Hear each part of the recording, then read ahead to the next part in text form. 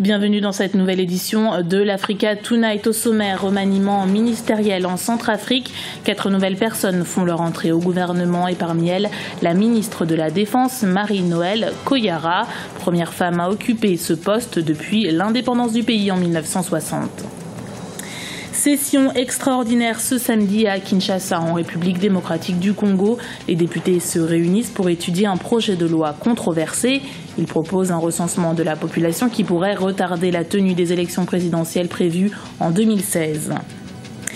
C'est un rendez-vous que certains attendaient depuis 5 ans. 5 années de travaux et de rénovation plus tard, le Musée national du Cameroun a rouvert ses portes ce vendredi à Yaoundé. Un gala d'inauguration a été organisé vendredi avec des artistes nationaux et américains. La présidente centrafricaine Catherine Samba-Panza poursuit dans l'inédit avec son remaniement ministériel. La dirigeante avait déjà nommé et reconduit un premier ministre musulman en la personne de Mahamat Kamoun. Cette fois, c'est une femme, Marie-Noëlle Koyara, qui prend la tête du ministère de la Défense. Son portrait avec Jaranjai. En Centrafrique, la composition du nouveau gouvernement d'union nationale dirigé par Mahamat Kamoun innove. Une femme, Marie-Noëlle Koyara, est devenue pour la première fois depuis l'indépendance en 1960 ministre de la Défense. La question n'est même pas celle de savoir si c'est une femme ou pas. Madame Koyara est une femme d'État qui a déjà occupé de nombreuses fonctions ministérielles sous Bozizé, sous Jotodia et maintenant sous Catherine Samba-Panza. On peut espérer qu'elle remplira ses fonctions avec la même efficacité qu'on lui connaît par ailleurs. La vraie question était de savoir si en ce moment il n'était pas plus opportun de mettre à ce poste-là un militaire plutôt qu'un civil, plutôt qu'une civile, un militaire qui a la confiance de l'armée, qui serait capable de réunifier sous son commandement et de constituer une vraie force de défense nationale et de sécurité nationale, voire intérieure. La vraie question était celle-là. La présidente de la transition centrafricaine, Catherine Samba-Panza, est en quête de résultats rapides. Un rappel qu'elle n'a pas manqué de souligner lors de la présentation des vœux du Nouvel An aux membres du gouvernement. J'avais dès le départ indiqué de manière claire que le travail de tous les membres du gouvernement sera évalué au bout de 3 mois et que ceux qui n'auront pas démontré leur capacité de diriger un département ministériel seront remerciés. Miné par les affrontements depuis 2013, le volet sécuritaire est au centre des préoccupations de la Centrafrique. Marie-Noëlle Koyara devra ainsi gérer l'épineuse réforme des forces armées centrafricaines, un dossier considéré comme préalable au retour de la paix et de la stabilité dans le pays. L'Union africaine prête à aider le Nigeria dans sa lutte contre le mouvement Boko Haram si le Nigeria en fait la demande. C'est ce qu'a déclaré la présidente de la commission de l'Union africaine, Nkosazana Dlamini-Zuma, ce samedi 17 janvier. Une déclaration qui suit l'annonce faite par le président tchadien Idriss Déby Itno plus tôt dans la semaine. Il s'était engagé à envoyer des troupes au sud de son territoire pour appuyer le Cameroun dans sa lutte contre le mouvement terroriste.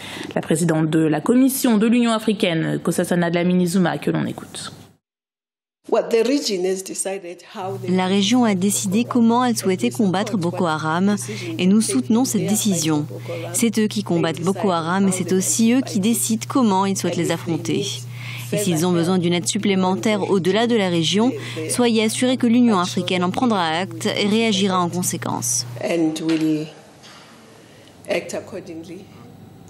Un soutien panafricain qui marque le début d'une action commune contre la secte terroriste.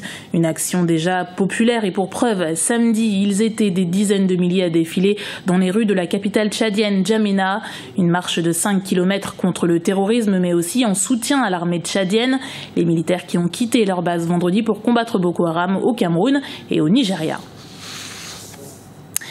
Tous les regards sont tournés vers l'Assemblée nationale samedi en République démocratique du Congo. Le projet de révision de la loi électorale y est étudié. Pour la majorité, il s'agit de mettre à jour un fichier d'électeurs. Mais pour l'opposition, c'est une manœuvre pour repousser l'échéance du scrutin prévu en 2016. Les précisions de Aminata Jack. En République démocratique du Congo, les députés sont convoqués à une session extraordinaire ce samedi 17 janvier à Kinshasa, la capitale, pour examiner le projet de révision de la loi électorale. Un projet de loi controversé puisqu'il prévoit un recensement de la population avant la tenue des élections de 2016. Pour l'opposition, il s'agit d'une manœuvre pour permettre au président Joseph Kabila de se maintenir au pouvoir. Elle a décidé de ne pas siéger ce samedi à l'Assemblée nationale. L'ordre du jour, c'est l'examen et l'adoption de la loi portant modification de la loi électorale. L'opposition n'étant pas d'accord pour deux éléments majeurs. Le premier, c'est que la session n'a pas été convoquée dans les normes prescrites, c'est-à-dire qu'une session extraordinaire doit être convoquée en précisant l'ordre du jour. Or, dans l'ordre du jour, il avait été inscrit qu'on va convoquer l'extraordinaire pour la modification de la loi électorale en disant que c'est un projet ou soit une proposition. Le deuxième point, c'est concernant la loi électorale elle-même. La loi électorale a plusieurs problèmes anticonstitutionnels, mais elle a un problème particulier, c'est le fait qu'on fixe un préalable aux élections législatives et à l'élection présidentielle prochaine, le préalable d'un recensement et de l'identification de la population. Pour sa part, le gouvernement soutient vouloir respecter les conclusions des concertations qui avaient eu lieu après la présidentielle de 2011 entre l'opposition, la majorité et la société civile afin d'éviter tout dysfonctionnement du processus électoral. C'est ce qui avait été demandé par l'opposition. Nous n'avons fait que les rejoindre. Et c'est ce qui est fait dans le monde entier parce que moi, je ne connais pas de pays où on peut aller dans des élections législatives sans avoir au préalable dénombré la population pour pouvoir répartir les sièges des représentants au prorata du nombre de la population. C'est ça l'équité électorale. Pour les autorités congolaises, la présidentielle pourrait se tenir en 2016 comme en 2017, citant des cas précédents, notamment les élections de 2006 et 2011. L'opposition, quant à elle, prévoit de manifester ce lundi 19 janvier 2015.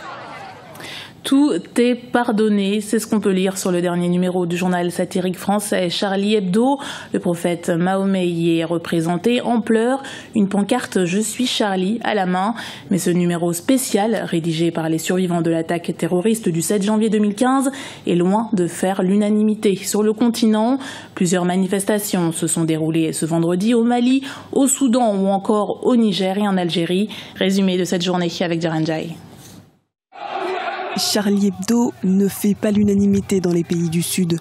Au Soudan, en Algérie, au Mali, au Niger ou encore au Sénégal, la colère monte après la nouvelle publication de l'hebdomadaire satirique mercredi 14 janvier. Les manifestants sont descendus dans la rue pour s'opposer une nouvelle fois aux caricatures représentant le prophète Mahomet. Pour certains, le risque de radicalisation n'est pas à écarter. Le monde musulman se sent un tout petit peu provoqué et humilié. Donc il y a un risque de radicalisation de la part des musulmans. C'est vrai qu'il est important de protéger la liberté de la presse, mais il faut aussi prendre en compte les susceptibilités des uns et des autres. Il faudrait peut-être que les leaders charismatiques de ces différentes religions prennent la parole et essaient de calmer le jeu et montrer clairement à la population qu'il ne s'agit pas d'une guerre de religion. Cette mobilisation tranche avec la position de la marche républicaine sous le slogan « Je suis Charlie » du 11 janvier 2015 en France. Aujourd'hui, les réactions se multiplient après la publication de ce dernier numéro. Présent à Paris dimanche dernier lors de cette marche, le président sénégalais Macky Sall a interdit la vente du dernier numéro de l'hebdomadaire au Sénégal. À travers cette présence, j'ai voulu indiquer que le Sénégal s'indignait face à ces méthodes barbares, intolérantes et inacceptables. C'est ça le sens de la présence. Ce n'est pas d'être Charlie ou de ne pas être Charlie. Nous sommes des partisans de la liberté de la presse, mais elle ne doit pas, de notre point de vue, entraîner vers ce qu'on peut considérer comme une provocation tout à fait inutile. Le nouveau numéro s'arrache depuis sa vente mercredi 14 janvier. L'hebdomadaire Charlie Hebdo va d'ailleurs bénéficier d'une nouvelle réimpression pour atteindre le nombre total de 7 millions d'exemplaires en France.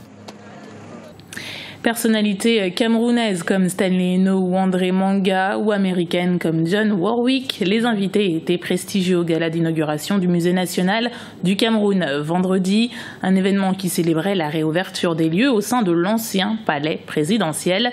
5 années de travaux et de rénovation ont été nécessaires. Visite d'un musée flambant neuf avec notre correspondant Narcisse Doumbé. Un gala américano-camerounais pour célébrer la réouverture du Musée national du Cameroun. Ce vendredi, sur l'esplanade de ce fleuron de la culture camerounaise, les artistes des deux pays ont célébré à sa juste valeur le patrimoine culturel camerounais. Une initiative que les citoyens camerounais saluent. Sincèrement parlant, c'est quelque chose de très extraordinaire. C'est rare. Je suis très heureux d'être là aujourd'hui ce soir. Je suis impressionné. It's wonderful, c'est vraiment très beau. Je ne sais pas ce que je vais ajouter d'autre, c'est très beau. Fiers d'avoir découvert leurs racines africaines grâce à des tests ADN, ces hommes de culture venus du pays de l'oncle Sam souhaitent voir ce lieu devenir une plaque tournante du tourisme mondial. Regarde, c'est très joli là.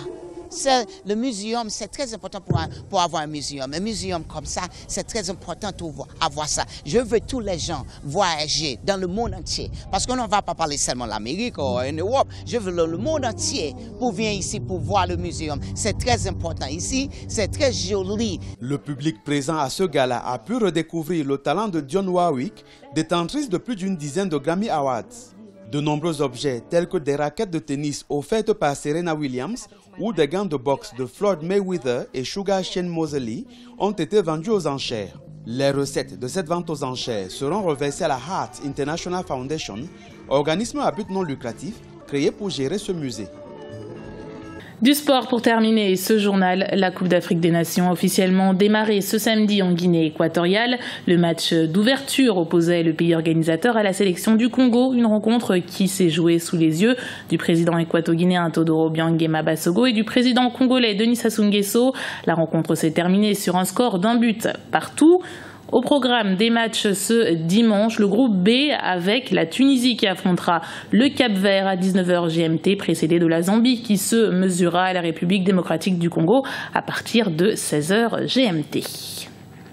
C'était le journal de la rédaction. Merci de l'avoir suivi. Retrouvez dans un instant une nouvelle édition de l'Africa Tonight sur Africa 24.